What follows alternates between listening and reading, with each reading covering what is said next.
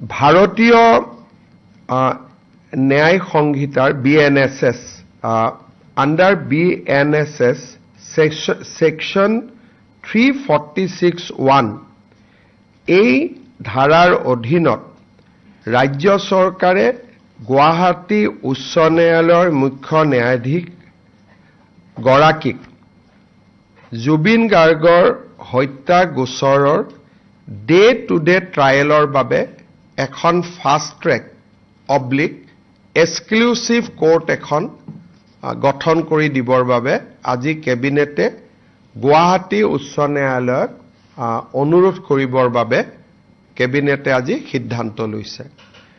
Cabinet সিদ্ধান্ত আমি গুৱাহাটী উচ্চ ন্যায়ালয়ৰ মুখ্য ন্যায়াধীশক অৱগত কৰিম আৰু পৰৱৰ্তী কাৰ্যসূচী বা পৰৱৰ্তী ব্যৱস্থা গুৱাহাটী উচ্চ ন্যায়ালয়ৰ মুখ্য ন্যায়াধীশ গৰাকীয়ে গ্ৰহণ কৰিব।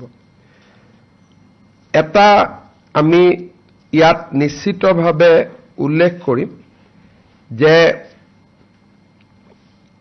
এই গোচৰ আৰম্ভ হোৱাৰ পিছত ইউজুৱেলি হত্যা গোচৰত কোনোবা এজন অভিযুক্ত হলেও আদালতে বিচাৰ চলি থাকিলে ৩-৪ মাহত অভিযুক্তসকলক জামিন দিয়ে। কিন্তু বৰ্তমানৰ যিখন কোৰ্টত এই গোচৰটো চলি আছে আমি দেখা পাইছো যে বৰ্তমানৰ ন্যায়াধীশ গৰাকীয়ে এজনো অভিযুক্তক আজিলৈকে বেল দিয়া নাই।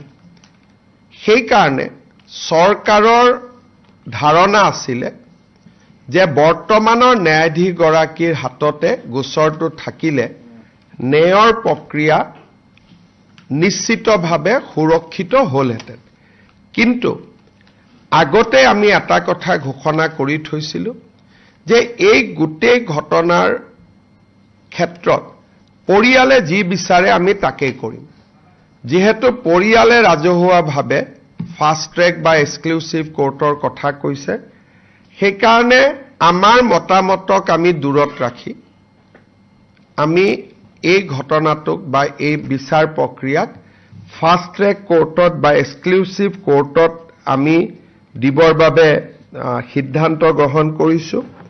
গুৱাহাটী উচ্চ ন্যায়ালয়ে এজন ন্যায়াধীশ দিব, গুৱাহাটী উচ্চ ন্যায়ালয়ে গাইডলাইন নিৰ্মাণ কৰিব আৰু ষ্টেট গভৰ্ণমেণ্টে লজিষ্টিক ইনফ্ৰাষ্ট্ৰাকচাৰেল সাপোৰ্ট দিব।